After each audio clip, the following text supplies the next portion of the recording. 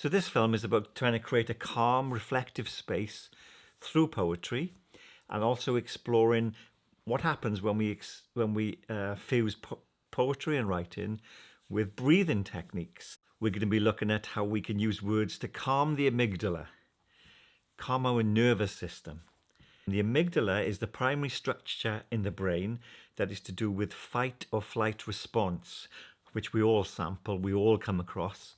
So I'm really interested how we can use words to calm that threat, calm the inside of our bodies. And alongside breathing techniques, I think we could craft a writing exercise which is really useful to mitigate those negative factors of being under threat all the time. As we've been exploring, poetry has got many uses and many facets, endless in fact. And with this particular little exercise, we're going to look at how we can use poetry to calm us, to put us into a very relaxed mode. But also, I'm quite interested how we can write our own that act as maybe like a chant, a mantra, to create a mindset of calm and reflection. The poem I'm going to share acts a bit like that for me. I wrote this in the sense of trying to deal with all the things that the world throws at us, which ultimately we can't always control, but what we can control is our reaction to these things. So the poem is called Bring It Back Home, and it starts off with a quote from one of my favourite poets, who, if you want to do some research on, an amazing poet for the soul, Rumi, who was a Persian poet, and he was writing in the 12th century, I think. And the quote that I start the poem with is, "If you are irritated by every rub, how will you ever be polished?" And I think that is a poem in itself, but it sort of sets up the landscape of the poem that I wrote.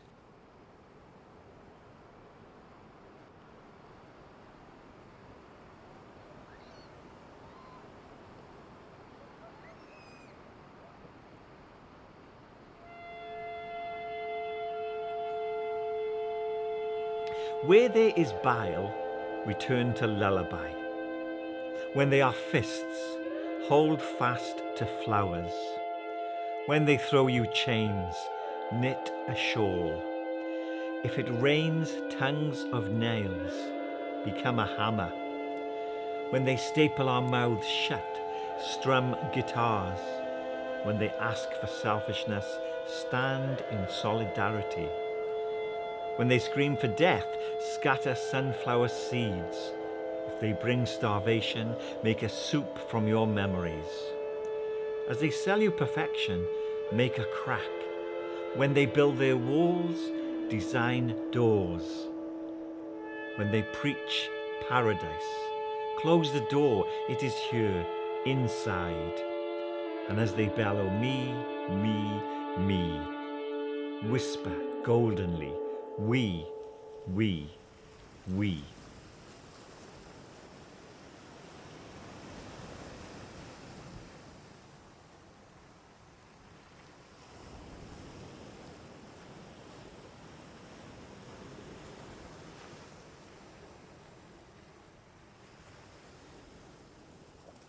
A really simple way to create an inner place of calm is through the power of breathing.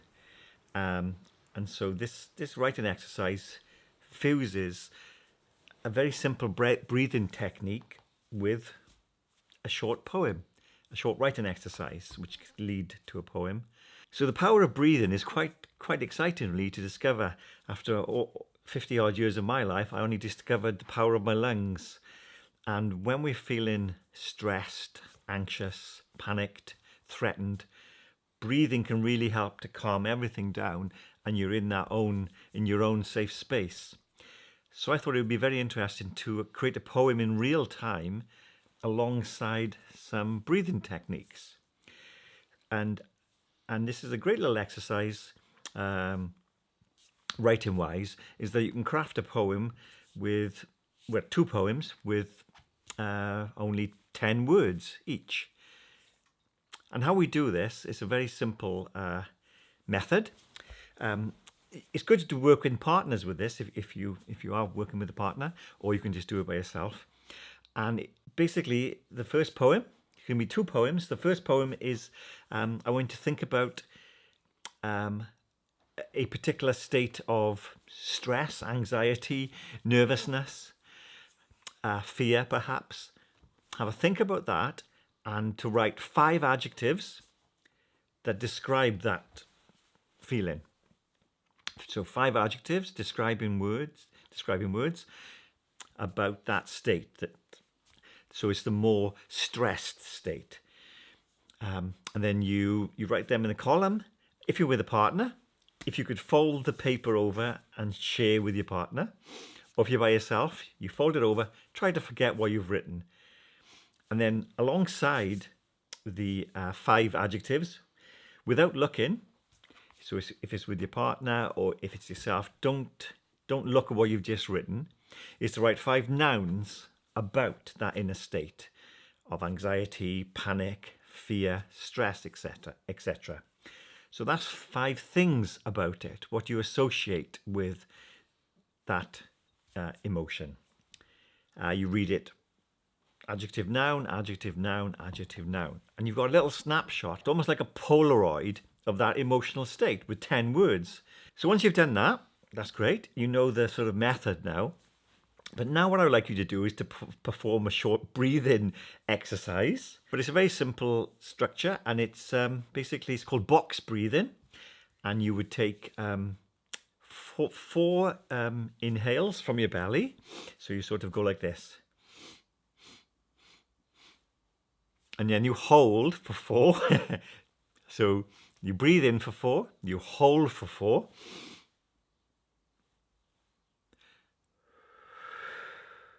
Then you exhale for 4. And then you hold again for 4. So it goes inhale, hold, exhale, hold.